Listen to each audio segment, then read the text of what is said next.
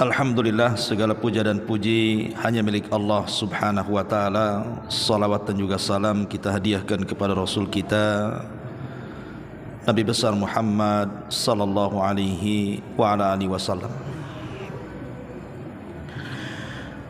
Pembahasan di malam hari ini kita akan membahas tentang inti daripada tauhid,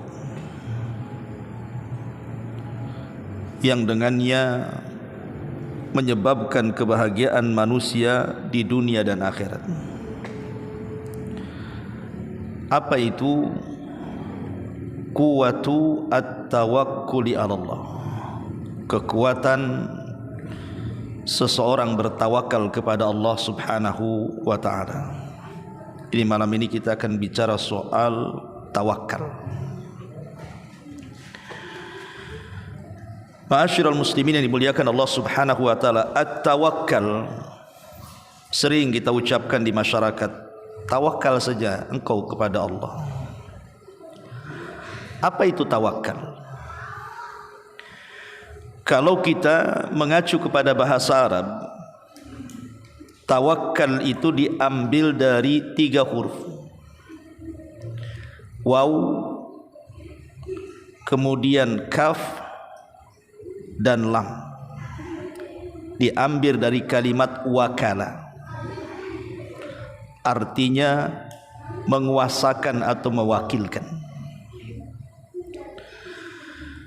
Dan 3 huruf waw, kaf dan lam ini menunjukkan tentang kelemahan kita manusia dan berhajatnya kita kepada yang lainnya.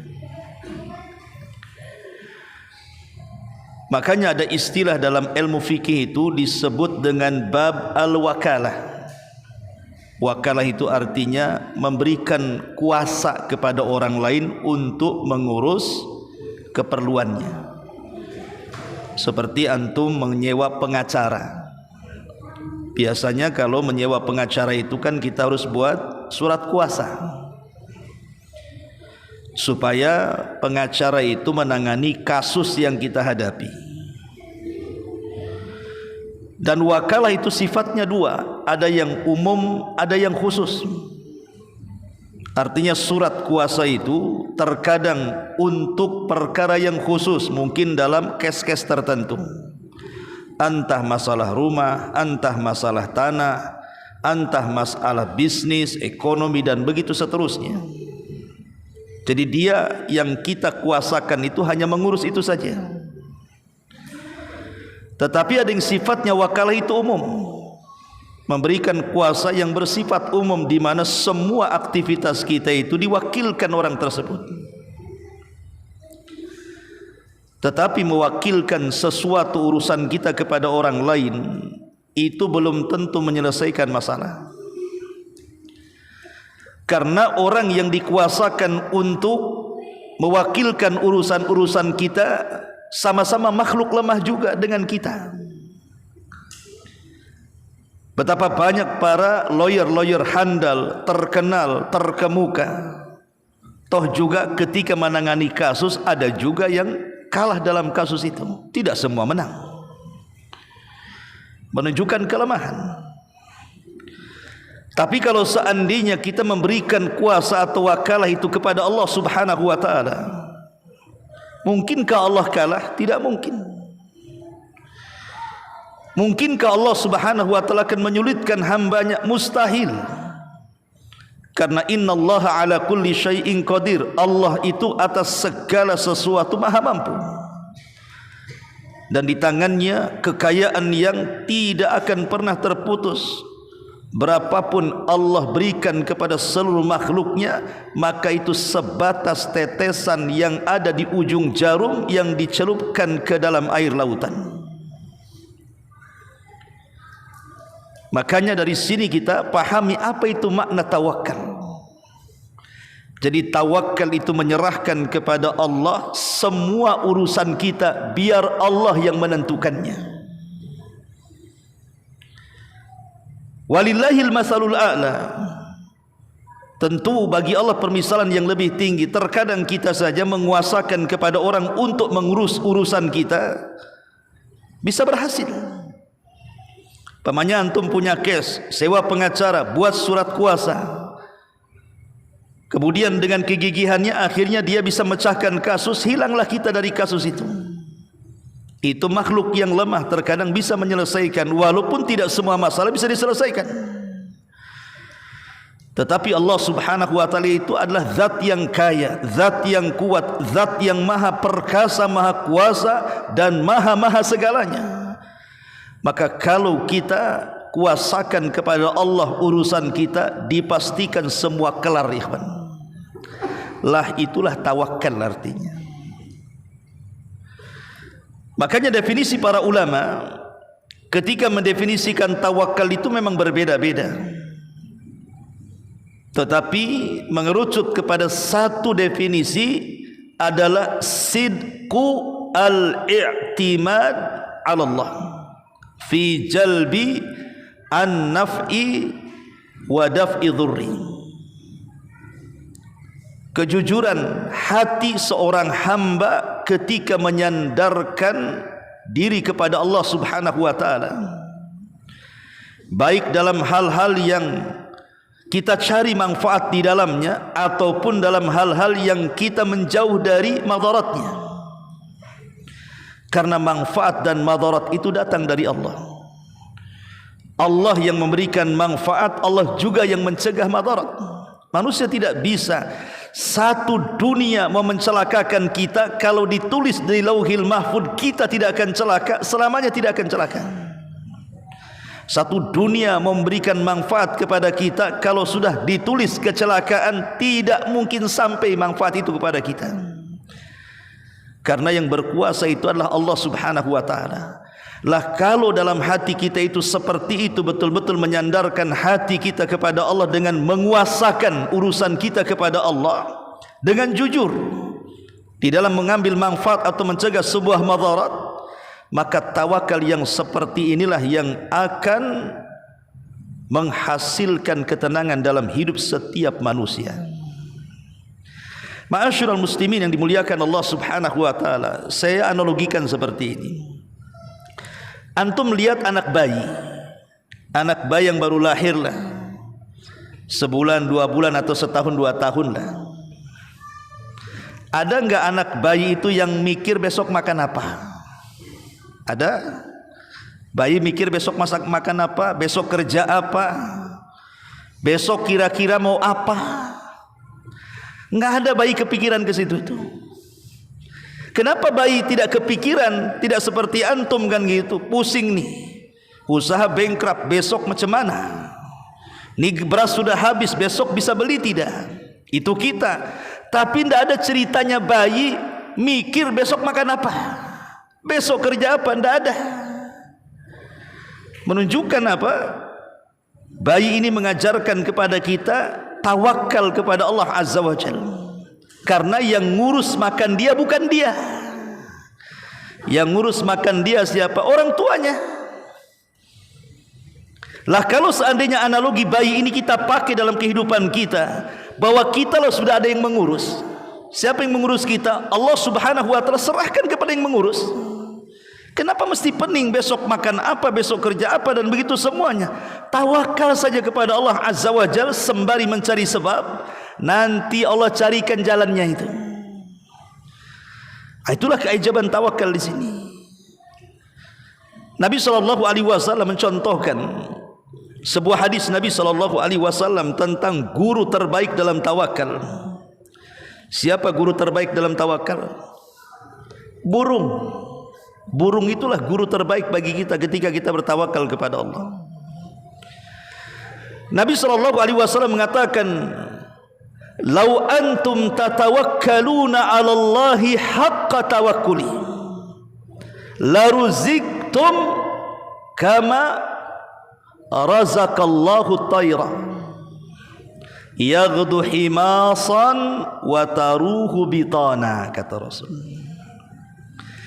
Nabi SAW mengatakan, kalau kalian itu betul-betul tawakal kepada Allah, lau antum tatawakkaluna 'ala Allah haqqa tawakkuli, la razaqakumullah kama yarzuqut tayr.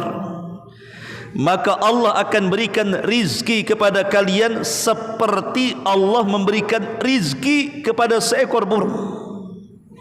Dia keluar dari sarangnya, dari tempatnya, dari rumahnya dalam kondisi lapar, kemudian pulang pula sudah kenyang, bahkan bisa memberikan anak-anaknya. Pertanyaannya, siapa yang kasih rizki burung?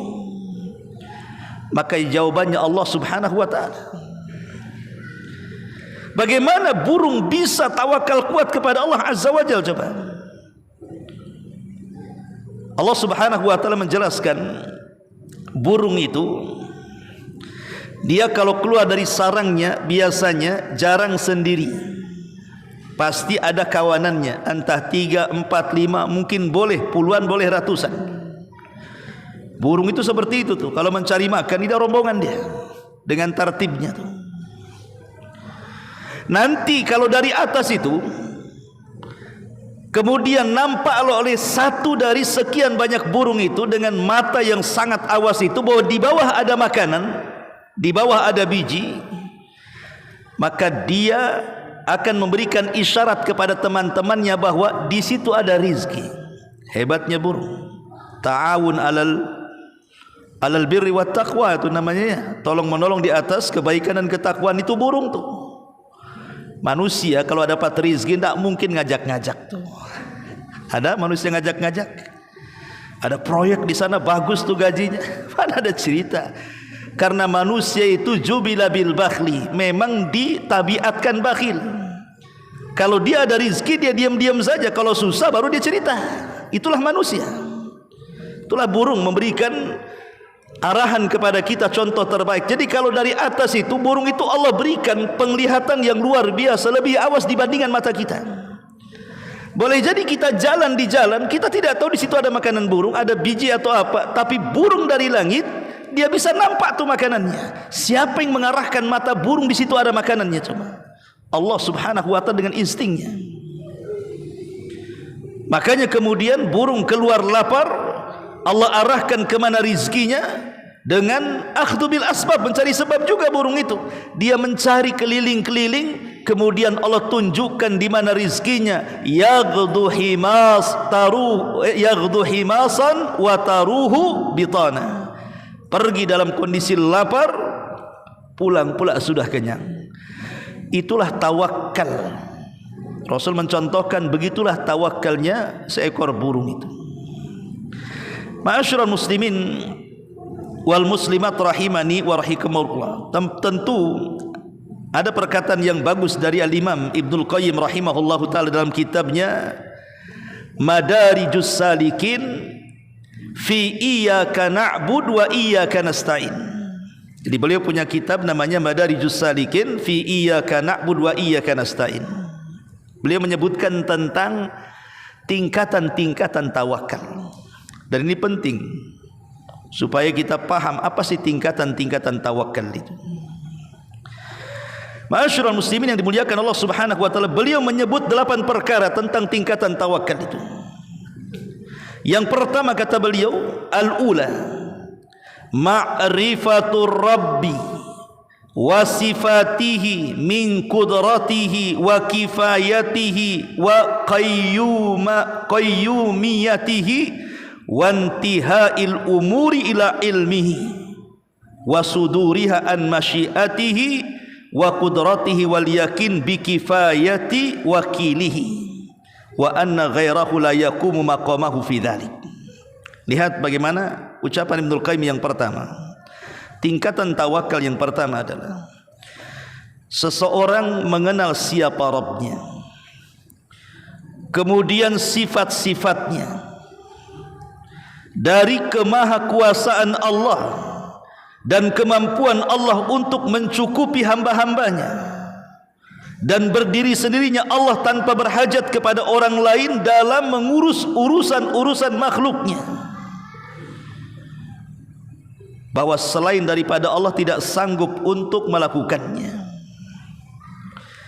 Ikhwatu fiddin muliakan Allah Azza wa Jalla, seorang hamba, seorang mukmin ketika semakin mengenal Rabbnya, semakin mengenal Tuhannya, semakin mengenal siapa Allah Subhanahu wa taala pencipta kita, maka semakin dalam pengetahuan kita terhadap Allah, maka akan semakin kuat tawakal kita kepada Allah.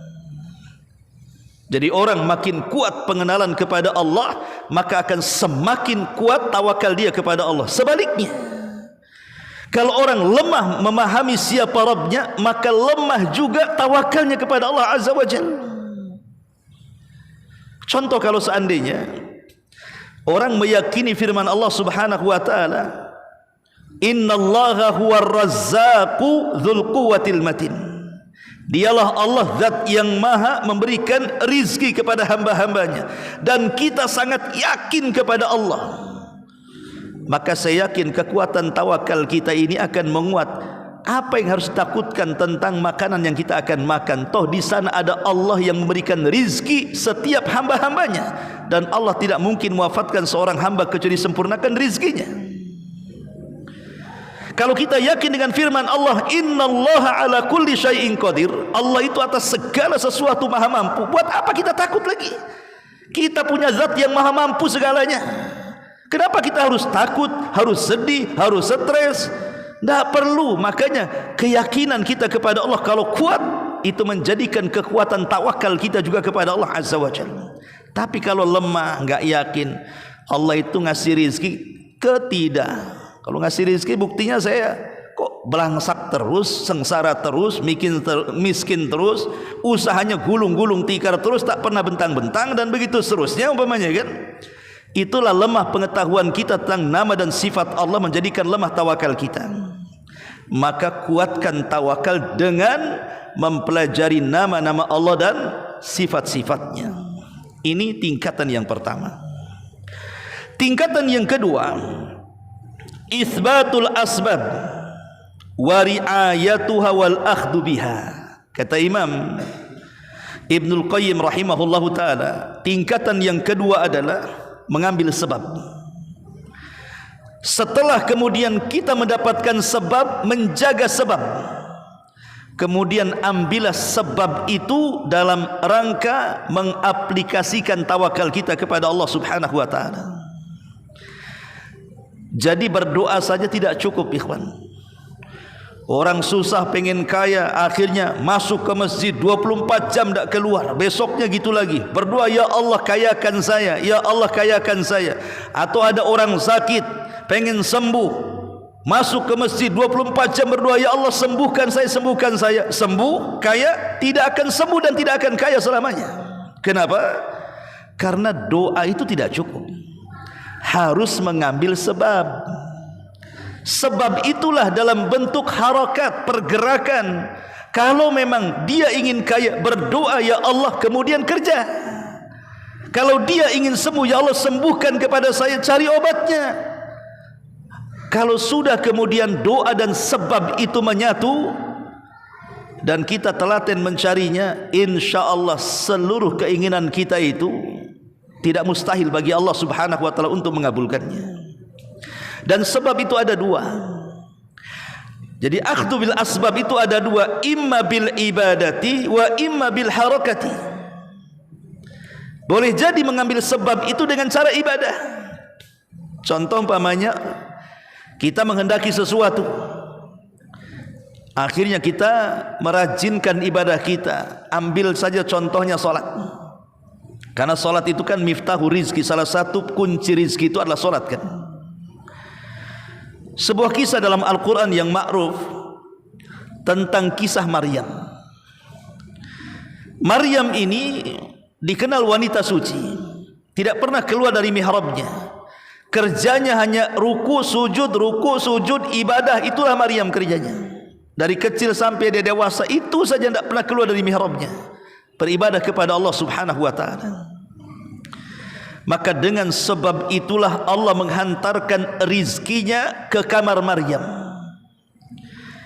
Ketika satu hari Zakaria masuk, dilihatnya kemudian banyak makanan, buah-buahan yang tersedia di kamar Maryam. Padahal buah-buahan itu belum musimnya, kok sudah ada? Harusnya ada di musim panas, kenapa pula ada di musim dingin? Ataupun sebaliknya kan gitu. Maka Zakaria bertanya kepada Maryam, Dan itu disebutkan dalam surah Al-Imran kan 37. Apa kata Zakaria? Ya Maryam, anna laki hadha. Maryam, kau dapat dari mana? Siapa yang ngantar? Maka Maryam mengatakan, qalat huwa min indillah yarzuqu may yasha bighairi hisab. Apa kata Maryam? Ini semua datang dari Allah, wahai Zakaria. Allah memberikan rizki kepada siapapun yang dikehendaki tanpa batas. Lah Maryam ini mencari sebab rizki dengan cara apa? Dengan cara memperbanyak ibadah. Ya. Atau yang kedua, dengan cara harokat bergerak. Seperti dalam kisah yang lain, masih kisah Maryam. Ketika Maryam hamil mengandung Isa bin Maryam, dia bingung, wanita muda dikenal ahli ibadah, tiba-tiba hamil tak jelas bapaknya. Akhirnya Maryam pun kemudian menyendiri keluar ke Baitul Lahm, ke Bethlehem bahasanya, bahasa Arabnya Baitul Lahm. Disitulah Maryam masuk ke kebun kurma. Kemudian Maryam dengan menyandarkan dirinya akhirnya melahirkan Isa bin Maryam. Dalam kondisi seperti itu, siapa yang menolong Maryam dalam kelelahan, keletihan melahirkan Isa bin Maryam untuk menguatkan kesehatannya? Tidak cukup Maryam berdoa kepada Allah, harus mengambil sebab dengan harokat, dengan pergerakan. Apa pergerakan Maryam? Allah mengatakan, wa huzzi ilaiki bijid'in nakhlah tusakit alaiki rataban janiyah. Dalam Maryam 25-nya, hentakkan kakimu hai Maryam kepada pokok kurma itu, maka rutab-rutab kurma itu akan berjatuhan. Jadi kurma tidak mungkin jatuh sendiri kecuali digoyang. Lah menggoyang kurma itu salah satu akhdhu bil asbab, mencari sebab. Ada anak muda pengen punya anak, masuk ke masjid berdoa, ya Allah anugerahkan anak yang banyak kepadaku. Kemudian kita tanya, kau dah kawin belum? Belum Ustaz. Kira-kira dikasih anak enggak? Oh enggak Ustaz, kan Allah berfirman, innallaha ala kulli syai'in qadir. Allah itu atas segala sesuatu mampu. Kalau kasihlah anak sama saya, katanya. Berdalil pula dia. Ya. Betul, kita tidak mengingkari engkau berdoa itu baik, menyandarkan tawakal kepada Allah itu baik, tapi akhdhu bil asbab juga penting, mengambil sebab. Kalau kau ingin punya anak, kawin itulah akhdhu bil asbab. Setelah menikah baru kita berdoa, ya Allah berikan rizki, ya Allah kasih anak. Itu baru benar tuh. Lah ini tingkatan yang kedua dalam tawakal itu, akhdhu bil asbab, cari sebab. Ini tingkatan yang kedua. Dan itu dilakukan Nabi juga kan. Saat peristiwa hijrah contohnya ya kan, Nabi itu ketika Isra Mi'raj, Nabi SAW disediakan oleh Allah sebuah kendaraan namanya buraq. Sekejap saja dari Mekah ke Madinah, langsung sampai, dari Mekah ke Palestina langsung sampai itu. Dalam peristiwa Isra Mi'raj itu kan, dalam satu malam bisa dari Masjidil Haram ke Masjidil Aqsa, dari Masjidil Aqsa ke Sidratul Muntaha, turun lagi ke Masjidil Aqsa, kemudian balik lagi ke Masjidil Haram dalam satu malam pakai buraq. Pertanyaannya, kenapa ketika Nabi SAW hijrah, yang merupakan akhtar al-hijrah minal anbiya, sebahaya-bahaya hijrah dari seluruh para nabi, kenapa Allah tidak sediakan buraq saja? Biar melesat dari Mekah ke Madinah, pusinglah tuh tentara-tentara itu. Mana buraqnya? Kenapa enggak pakai buraq? Kan gitu. Malah kemudian menyusahkan diri kan begitu. Harus punya mencari teman berupa Abu Bakar yang kaya raya supaya bisa mendanai hijrahnya. Kemudian juga nyewa seorang ahli jalan, seorang Yahudi namanya Khirit ya, penunjuk jalan. Kemudian juga harus betul-betul dipetak begitu ya supaya selamat. Kenapa tidak naik buraq saja? Maka para ulama mengatakan, bisa saja Allah berikan buraq kepada Rasul ketika peristiwa hijrah itu, tapi Nabi SAW akan meninggalkan Mekah, dan Rasul akan memberikan pelajaran bahwa tawakal saja tidak cukup, harus mengambil sebab. Maka mengambil sebab itu akhirnya apa? Ali disuruh tidur di ranjang Nabi. Kemudian Abu Bakar Siddiq diminta untuk menemaninya. Kemudian seluruh keluarga Abu Bakar mulai daripada Fatimah dilibatkan untuk mengirim makanan ke Gua Thur sampai 3 hari. Kemudian Abdullah ibn Abi Bakar dijadikan pemberi pesan kalau ada apa-apa. Kemudian Abdullah ibn Uraiqid suruh membawa kambing. Jadi Rasul itu suruh jalan di depan sama Abu Bakar, kambing itu di belakang. Untuk apa kambing-kambing itu di belakang? Untuk menghapus jejak kaki Nabi dan Abu Bakar. Namanya padang pasir, kalau diinjak kan ada bekas tuh, ya. Maka kalau kambing datang hilang tuh dari kaki manusia jadi kaki kambing jadinya kan. Jadi orang-orang yang nyari tak ada kaki semua kambing. Akhirnya kan nggak tahu, itu semua mengambil sebab namanya. Ya, ini yang kedua. Yang ketiga kata Al-Imam Ibnul Qayyim rahimahullahu taala, ruhusul qalbi fi maqami tauhid. Dalam tawakal ini tidak boleh dilepaskan dari tauhid. Bahkan di antara syurutut tawakal, syarat-syarat tawakal adalah sihhatul i'tiqad. Harus memiliki akidah yang lurus.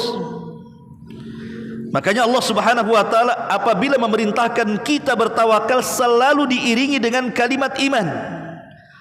Fatawakkalu in kuntum mu'minin. Bertawakallah kalian kepada Allah jika kalian beriman.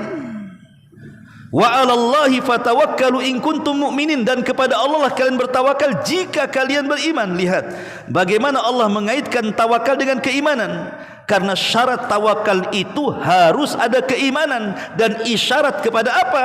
Sihhatul i'tiqad, tentang sahnya sebuah keyakinan, lurusnya sebuah keyakinan. Karena kalau sesat dalam akidahnya, selamanya dia tidak bisa tawakal. Contoh, orang-orang ateis, mereka mengingkari adanya Tuhan. Macam mana dia mau tawakal? Tuhannya jadi ingkari. Mau tawakal sama siapa kalau Tuhannya diingkari? Jadi kalau seandainya akidah itu rusak, macam mana dia akan tawakal? Makanya di antara syarat tawakal itu sihhatul i'tiqad namanya. Harus benar akidahnya, harus lurus akidahnya. Seperti akidah Ahlussunnah wal Jamaah. Karena syarat tawakal harus ada keimanan. Lah salah satunya Imam Ibnul Qayyim menyebutkan harus ada kemantapan hati di dalam tawakal ini fi maqami tauhid.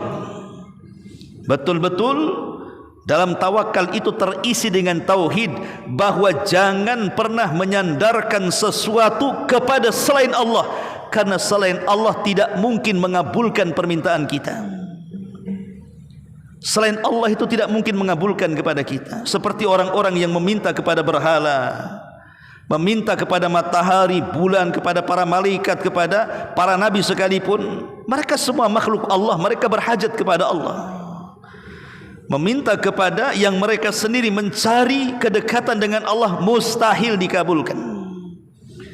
Maka bertawakal kepada selain Allah itu selamanya akan gagal dan membawa kesengsaraan. Saya contohkan ikhwan, semua manusia di dunia ini, saya, antum atau siapapun lah, dalam dunia ekonomi,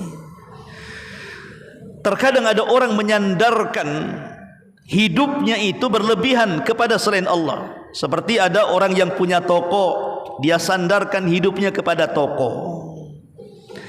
Dia mungkin seorang buruh pabrik, dia sandarkan hidupnya kepada gaji bulanan pabrik, ya. Ada orang yang kemudian punya kos-kosan, ya dia sandarkan hidupnya kepada kos-kosannya itu.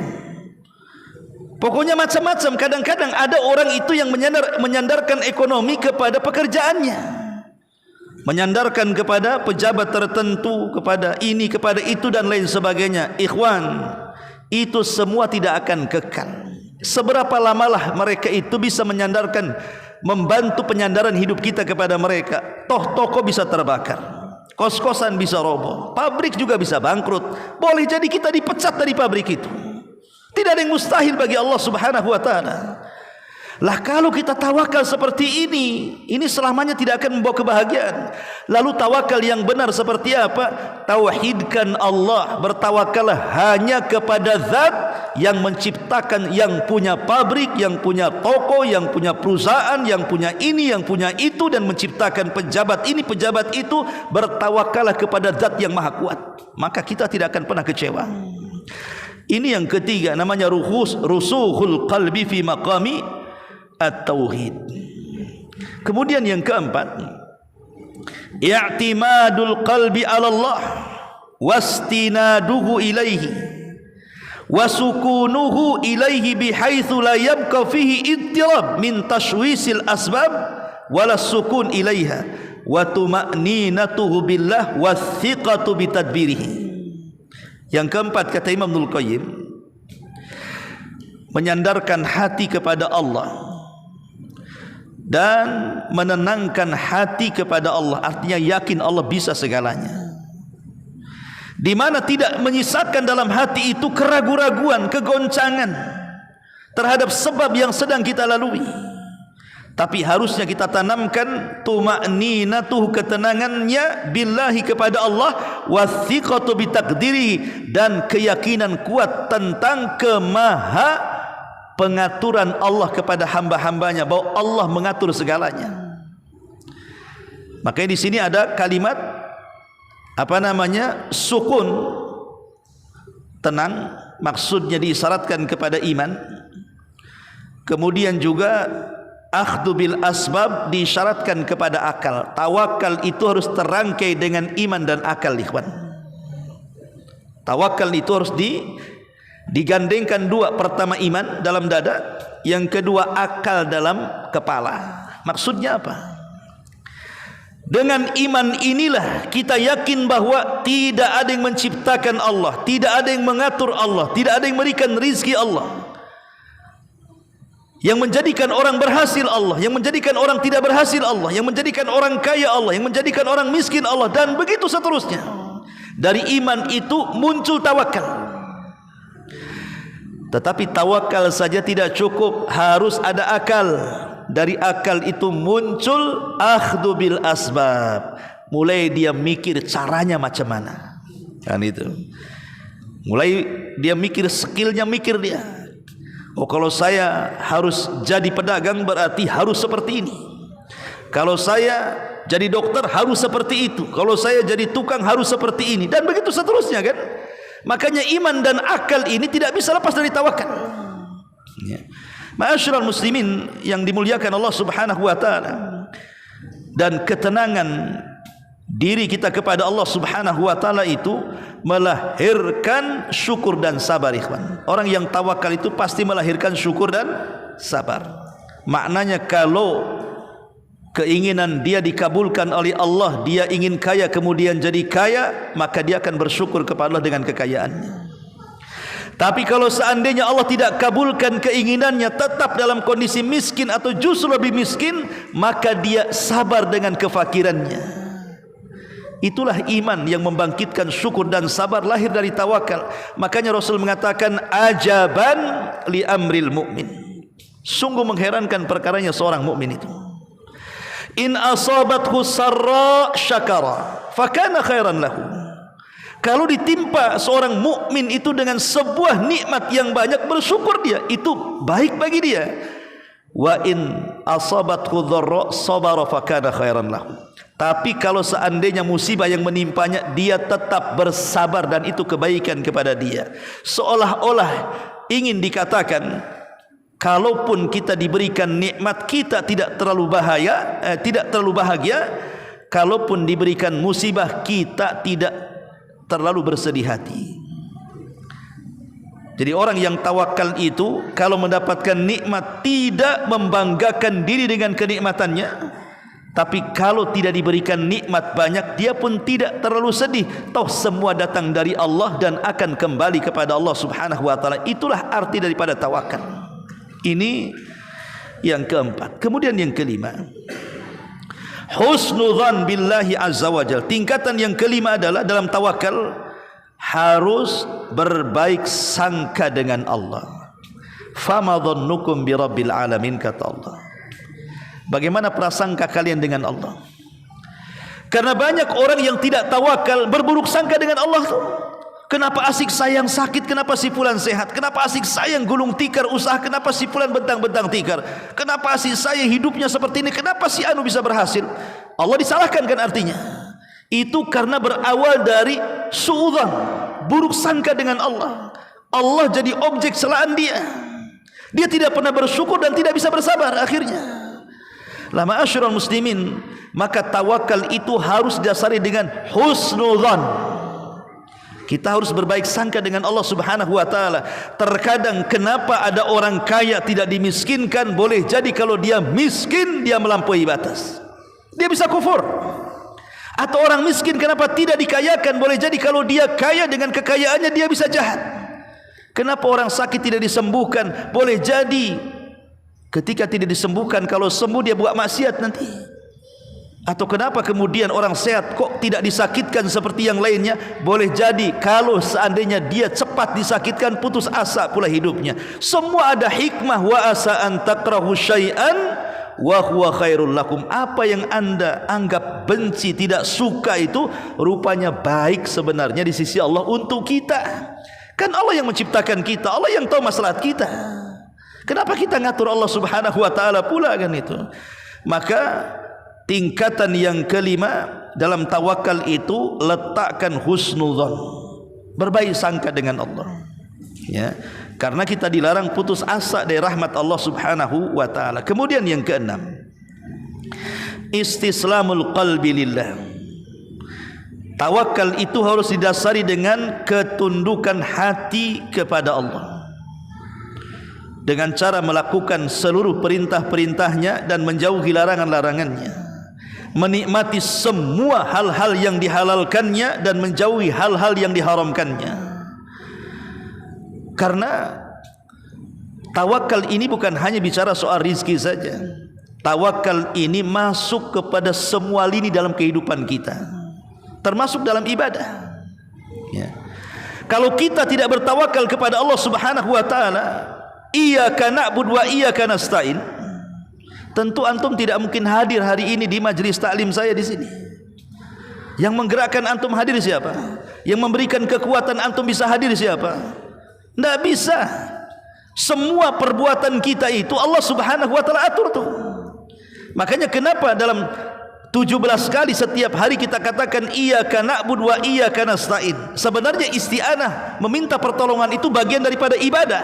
Kenapa kemudian Allah keluarkan dari ibadah? Kan cukup iyyaka na'budu titik sampai di sini. Kenapa mesti wa iyyaka nasta'in? Bukankah isti'anah itu masuk dalam ibadah? Di sini ada rahasia. Karena ibadah itu tidak mungkin dilaksanakan seorang hamba kecuali karena pertolongan Allah. Kalau bukan karena pertolongan Allah, kita tidak mungkin bisa sholat, kita tidak mungkin bisa ngaji, kita tidak mungkin bisa puasa, bahkan bergerak pun tidak bisa. Itu semua pertolongan Allah Subhanahu wa taala. Ya. Maka serahkan hati kepada Allah supaya mendapatkan pertolongan Allah dengan melaksanakan kewajiban dan menjauhi yang diharamkan, atau dengan kata lain melaksanakan perintah dan menjauhi larangan-larangan Allah Subhanahu wa taala. Kemudian yang nomor 7, at-tafwid, menyerahkan seluruh urusan kepada Allah. Tawakal itu harus didasari dengan tafwid, menyerahkan semua urusan kita kepada Allah.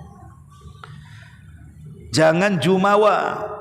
Pamannya seorang dokter mengatakan kan, pamannya antum punya keluarga mau dioperasi sama dokter. Akhirnya antum tanya, macam mana tingkat keselamatannya dok? Kata dokter, saya akan usahakan, nanti sisanya saya serahkan kepada Allah, katanya. Kurang ajar tidak tuh? Masa sisa diserahkan kepada Allah? Bukan begitu ngomongnya. Ya. Harusnya dokter mengatakan, insya Allah kita usahakan dan semua urusannya kita serahkan kepada Allah. Kan enak ngomong gitu. Ini enggak ngomongnya, saya akan usahakan, ya sisanya saya serahkan sama Allah. Masa Allah kasih sisa pula? Seolah-olah dia lebih hebat daripada Allah, kan bahasa seperti itu. Enggak begitu bahasanya. Anda itu enggak bisa apa-apa wahai dok, enggak bisa. Anda bisa mengoperasi dan bisa selamat itu semua kata pertolongan Allah, bukan karena Anda. Anda ini wasilah saja. Karena sakit datang dari Allah, sembuh juga datang dari Allah. Kok enak saja Allah dikasih sisa pula, ya. Ma'asyiral muslimin yang dimuliakan Allah Azza wa Jalla, maka menyerahkan urusan kepada Allah itu bentuk tawakal yang kuat itu. Makanya kenapa di dalam ayat Al-Quran bagaimana Allah Subhanahu wa ta'ala menceritakan kisah Hud, dan di antara perkataan dia, wa ufawwidu amri ilallah, aku serahkan semua urusanku kepada Allah. Kalau seorang nabi yang jelas-jelas nabi saja menyerahkan urusannya kepada Allah, harusnya kita yang bukan nabi lebih menguruskan, karena siapa kita dengan para nabi. Tapi ini sebagai bentuk bahwa tawakal itu tidak bisa terwujudkan kecuali dengan menyerahkan semua putusan-putusan kita kepada Allah Subhanahu wa taala. Dan yang terakhir kata Imam Ibnul Qayyim rahimahullah taala, antara tingkatan tawakal yang ke-8 adalah redha. Redha dengan apa yang Allah telah putuskan kepada kita. Setelah kita serahkan semua urusan kita kepada Allah, tinggal kita redha, terserah Allah mau buat seperti apa saya. Mau diberikan rizki sebagaimana, terserah, mau sedikit mau banyak, ya. Pokoknya saya serahkan semua kepada Allah. Nah, itu redha bima qasama Allah namanya. Itu disebut qanaah. Dia redha dengan pemberian Allah Subhanahu wa taala. Dikatakan kepada Husain ibnu Ali, putra Ali bin Abi Thalib radhiyallahu an, dia mengatakan, dikatakan kepada Husain, inna Aba Dzar radhiyallahu an yaqul, al-faqru ahabbu ilayya minal ghina was-saqmu ahabbu ilayya minas sihah. Wahai Husain, kami dengar tentang kondisi Abi Dzar, di mana Abi Dzar mengatakan bahwa kefakiran lebih aku cintai dibandingkan kekayaan, dan sakit lebih aku sukai dibandingkan kesehatan. Maka kemudian Husain mengatakan, rahimallahu Aba Dzar, semoga Allah merahmati Abu Dzar. Walakin akan tetapi aku berbeda pendapat dengan dia. Kemudian dia mengatakan, manittakala ala husni ikhtiyarillahi lahu lam yatamanna ghaira makhtarallahu lahu. Barang siapa yang menyerahkan urusannya kepada Allah, terserah Allah akan memberikan terbaik pasti kepada kita, maka dia tidak mungkin berangan-angan kecuali dia akan mengatakan pasti Allah akan memberikan yang terbaik kepada dirinya. Jadi kalau seandainya kita menyerahkan seluruh urusan kepada Allah Subhanahu wa taala, maka kita tinggal redha saja. Pasti tidak mungkin Allah memberikan yang tidak terbaik, pasti yang terbaik. Karena kita sudah serahkan urusannya kepada Allah. Pasti Allah tahulah apa yang terbaik untuk kita itu. Yang kita sendiri tidak tahu apa yang terbaik untuk kita, tapi Allah tahu apa yang maslahat untuk kita. Makanya perlu redha dalam tawakal itu. Redha dengan pemberian Allah Subhanahu wa taala atau disebut dengan qanaah. Makanya Umar bin Khattab radhiyallahu anhu pernah memberikan surat kepada Abu Musa al-Asy'ari. Inti suratnya begini, amma ba'du fa innal khaira kullahu fir ridha fa in istata'ta an tarda wa illa fasbir. Kata Umar dalam surat kepada Abu Musa, sesungguhnya kebaikan itu semua ada pada redha. Kalau engkau bisa redha, redhalah. Tapi kalau tidak bisa, sabarlah. Menunjukkan bahwa redha itu tingkatan yang paling tinggi dalam bab tawakal. Ma'asyiral muslimin yang dimuliakan Allah Subhanahu wa taala, tentu pembahasan tawakal ini panjang ya. Banyak, belum saya keutamaan-keutamaannya yang saya sudah tulis sekitar 40 keutamaan dan buah dari tawakal, tapi juga waktu yang mungkin biar tidak bosan sampai di sini saja dan ada manfaatnya. Subhanakallahumma bihamdika asyhadu an la ilaha illa anta astaghfiruka wa atubu ilaik. Allahu taala alam. Assalamualaikum warahmatullahi wabarakatuh.